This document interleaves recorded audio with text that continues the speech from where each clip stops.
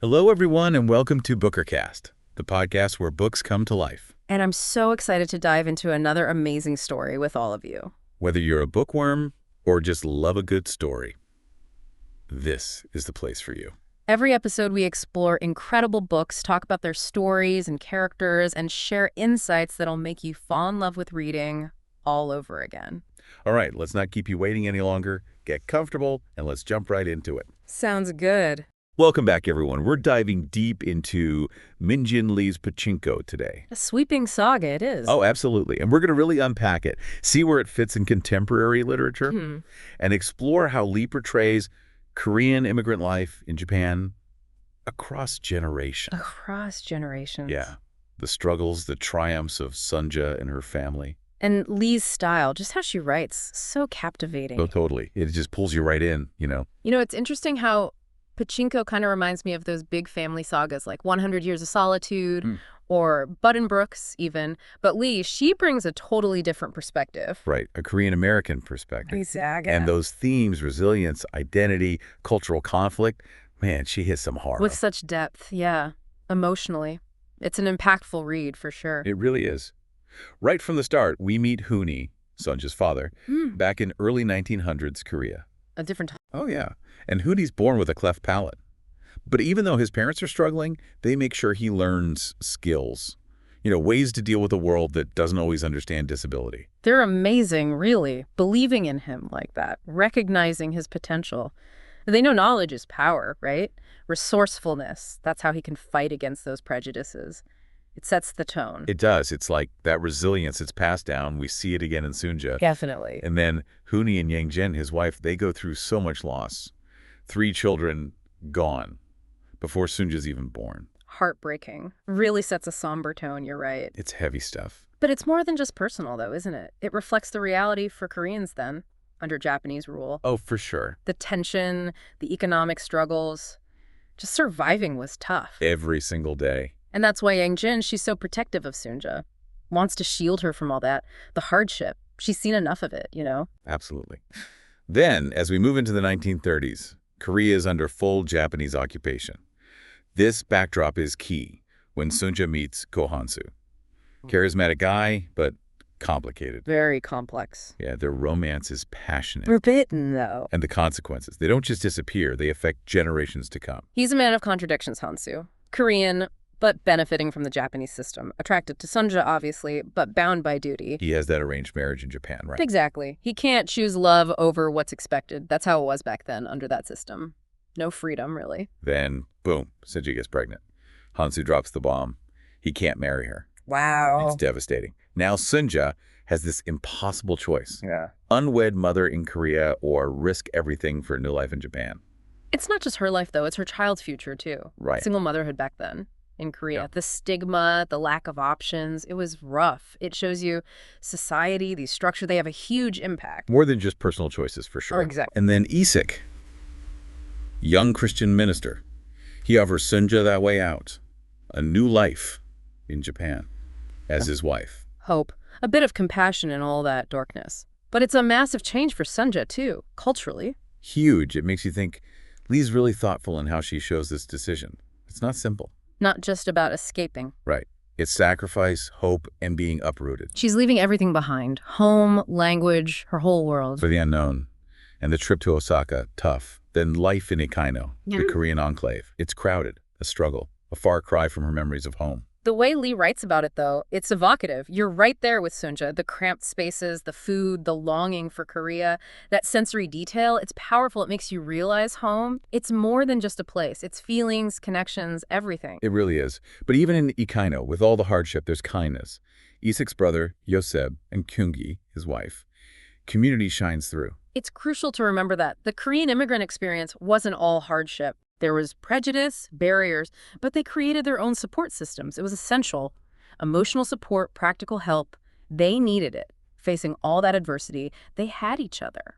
And then, as Sunja's building her life, the world's changing. World War II breaks out, impacts everyone. And Yoseb's story. It's a turning point. Oh, it is. We can't ignore that historical context to understand what happens next. Those war years, they were brutal. especially for Koreans in Japan. Even more discrimination, suspicion, violence.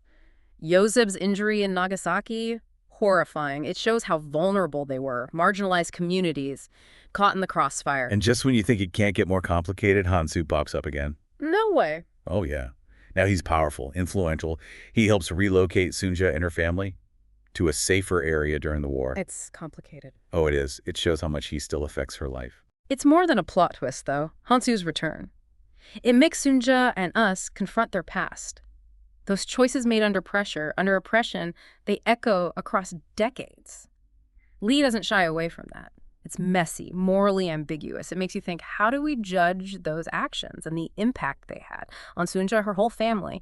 And as we move into those post-war years, you really start to see, well, how deeply prejudice is rooted in Japan. I mean, even after all that hardship, displacement, Koreans like Sunja, her family, they keep hitting that wall, that discrimination. It's systemic, you know? And it becomes even more apparent as Sunja's sons, Noah and Masasu, they grow up. Yeah, and they go down such different paths. It's fascinating how Lee portrays that. It is. You got Noah, the academic. He excels in school, dreams big, wants a future outside Ikaino. Yeah. And then there's Masasu. He's drawn to this, well, more practical world. Pachinko. Yeah, it makes you think, right? It does. Their choices, they reflect the reality for Zainichi Koreans. Zainichi Korean. Yeah, Koreans born and raised in Japan. Like, they had limited options. Oh, I see. Noah, he represents that struggle for acceptance through education, trying to break free from those societal constraints. But even with his intelligence. It's not enough. His heritage, being Korean, it's a barrier. He can't escape it, no matter how hard he tries. And Masasu. He embraces Pachinko, this world that's, well, outside mainstream Japanese society. But it offers him a way to succeed, financially. Yeah. You have to wonder about those compromises, right? Yeah, when your choices are limited. Exactly. And how those choices end up shaping who you are. Your identity. Right. With Masasu, he sees the system, knows it's rigged against him. So Pachinko, it's a way out. In a way, yeah. He might not love everything about it, ethically, but it gives him something. A level of autonomy, security, something that a lot of Zainichi Koreans, they couldn't find in more respectable jobs, you know? It shows you how resilient they were. Adaptable, they carve their own paths, even if those paths, well, they weren't always straightforward, they weren't always pretty. And then we meet Solomon. Ah, yes, Masasu's son. The third generation, born in Japan. He embodies this whole struggle with assimilation, trying to figure out who he is in a society that still sees him as an outsider. He's fascinating, Solomon. He bridges two worlds, fluent in Japanese, English, Western education, prestigious job at a bank. You'd think he'd have it made. You would think. But even he faces it. Subtle discrimination. That struggle to reconcile his Korean heritage with his Japanese upbringing. His relationship with Masasu is interesting, too. It is. Masasu, he built his life in Pachinko.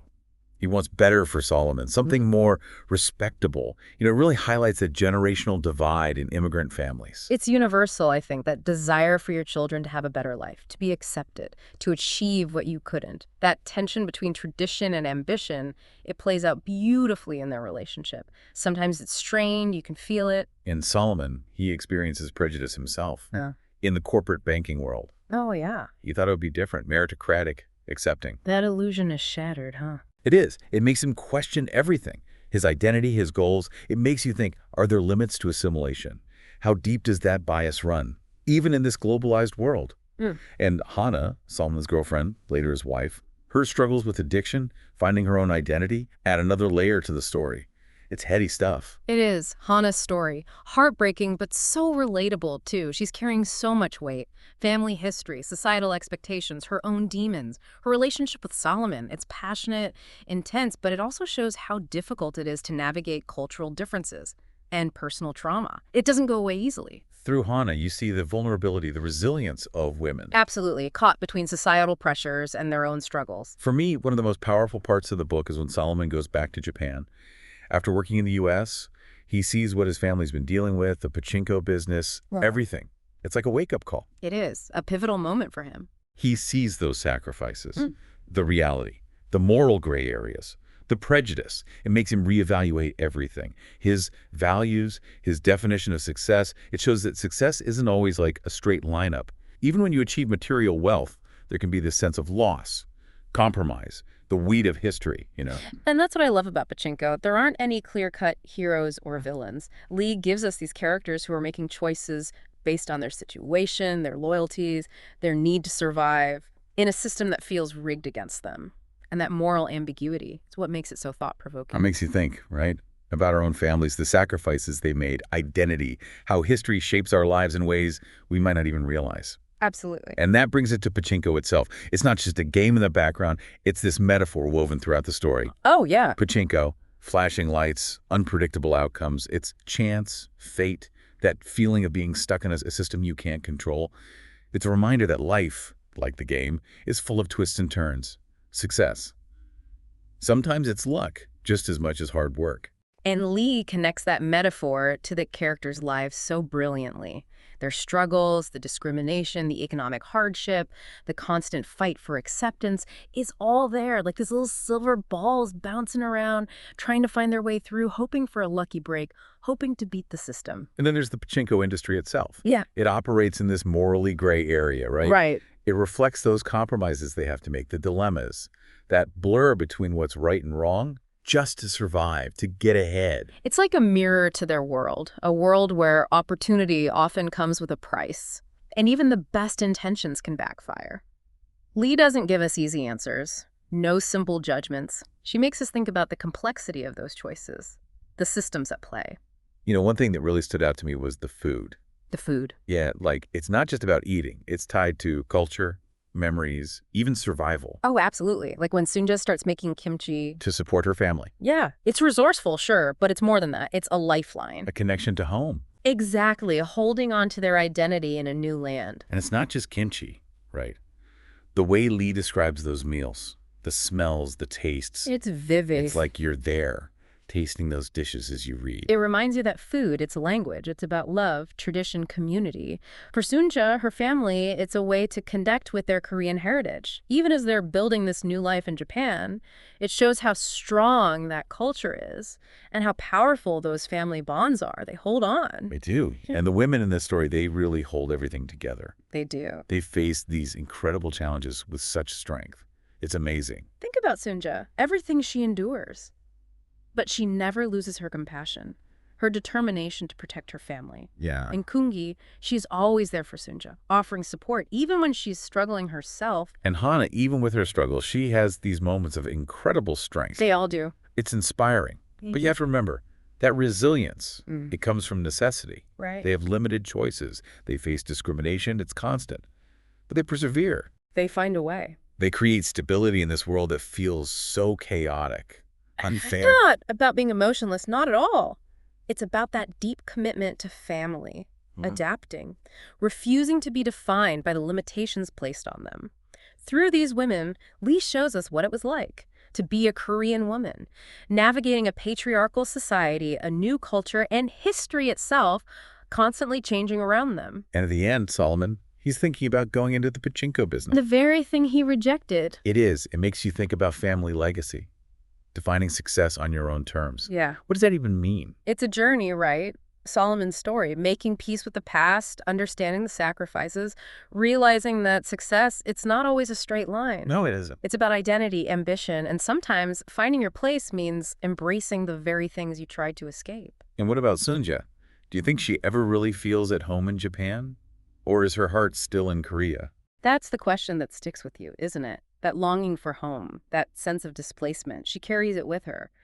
But she also builds a life in Japan, a family, a community. Maybe belonging isn't about a place. Maybe it's about the connections we make, the love we build, even when things are hard. Pachinko, it stays with you. It's a story about family, resilience, how history and culture shape us. It makes you question things. Identity, belonging, the choices we make when it feels like the world's against us. It gives you a lot to think about. What is success? What does it mean to belong? How do we deal with cultural identity in a world that's so connected? These are big questions. They are. And as we wrap up our deep dive into Pachinko, we hope you'll keep thinking about these questions. What did you take away from this story? What resonated with you? We hope you'll keep exploring these themes, these characters. Maybe it'll inspire you to find other stories, stories that shed light on the human experience, stories that remind us about empathy, understanding, and the incredible resilience of the human spirit. And that's a wrap for today's episode of BookerCast. We hope you enjoyed diving into it as much as we did. Thank you so much for spending your time with us. Your support means the world, and we can't wait to hear your thoughts on this episode. Don't forget to subscribe, hit that like button, and share this episode with your fellow book lovers. And let us know your thoughts in the comments below. We love hearing from you. See you in the next deep dive. Bye for now, and happy reading.